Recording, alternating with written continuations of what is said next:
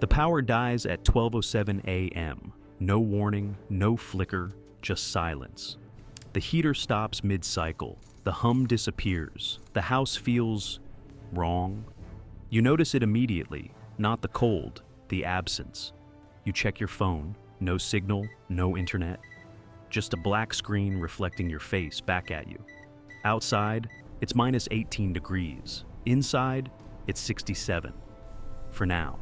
You have about 12 hours before this house becomes unlivable. Most people don't make it that long. They die around hour 6, not because of the cold, because of what they do next.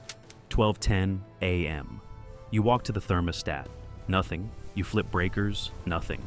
You look outside. Every house is dark. This isn't your home. This is the grid. And now your house is bleeding heat into the night. Because heat doesn't stay. It escapes through glass, through cracks, through walls that were never meant to fight minus 18 degrees alone. Energy moves from warm to cold. Always. No exceptions. Your house is now a battery. And it's draining. 1 a.m., 64 degrees. You're not worried yet. You grab a blanket. Maybe light a candle. You tell yourself, it'll come back. This is where most people lose, because they wait. 2:30 a.m., 60 degrees. You can see your breath if you look closely. Now your brain starts doing something dangerous. It looks for comfort, not survival.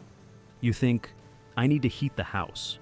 So you reach for the obvious, the stove, the oven. Fire equals heat. It feels logical. It feels safe. People do it every winter. They turn on the gas, close the door, sit down. They feel warm for about 20 minutes. Then they get tired, really tired. They stop thinking clearly, they sit down, and that's where they die. Carbon monoxide doesn't warn you. It doesn't hurt. You just fall asleep, warm, comfortable, dead. 3 a.m., 58 degrees. Now you're layering.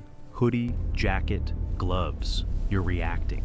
But you're still thinking wrong because you're trying to fight the cold instead of controlling it. 4 a.m., 54 degrees. This is where everything splits. 2 people, same house, same temperature. One survives, one doesn't. The one who dies is still trying to heat everything.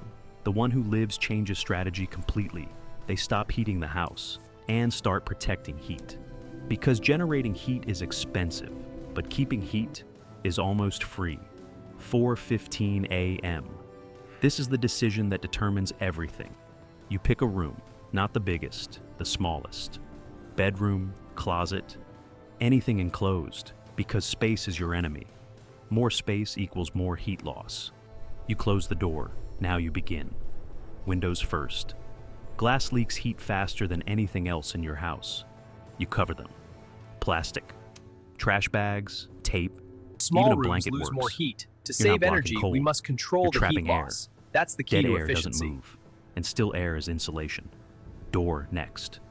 That small gap at the bottom, it's a leak. You seal it, towels, clothes, anything. Airflow is heat loss. Stop the movement, you slow the loss. Walls. You hang blankets if you have them, not for warmth, for air pockets. Layers of trapped air between you and the outside world. 5 a.m. The house hits 50 degrees, but your room? Nothing magical happened. You just stopped the bleeding. Most people could still survive at this point, but they don't. Because now comes the second mistake. They try to generate heat again. Candles. Lots of them. People think candles heat rooms. They don't. One tea light produces about 30 BTUs per hour. Your room needs thousands, so they add more. 10 candles, 20 candles, 50 candles. Now, oxygen drops, carbon monoxide rises, flame risk spikes. They either suffocate or they burn. 6 a.m., 47 degrees in the house, 55 in your room. You're uncomfortable, but you're alive. Now comes the part nobody understands. Your body is a heater. Constant output. About 100 watts. That's heat. Real heat. But only if you keep it. Lose it too fast, and you can't replace it. So now you layer correctly, not randomly. Base layer traps heat near your skin. Mid layer insulates, outer layer blocks airflow. You're building insulation around your body. the same way you did with the room. Same physics, different scale. 7 a.m., you're exhausted. Cold drains energy fast. Your brain slows down. This is where people make fatal decisions. They think, I'll just sleep. But sleep in cold is a trap. At first you shiver, violently, uncontrollably. Your body is trying to save you, burning calories to generate heat. Then, your hands stop working. You try to close your fist. Nothing happens. Fingers don't matter anymore. Your body is shutting them down to protect your core. Then the shaking stops. And this is the moment most people get wrong. Because when the shaking stops, it doesn't mean you're getting better. It means you're dying. 8:30 a.m. The house is 44. Your room is holding at 52. Barely. Now you use stored heat.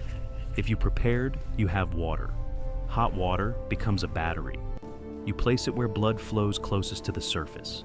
Neck, armpits, between your legs, lower back. You're not heating air. Why?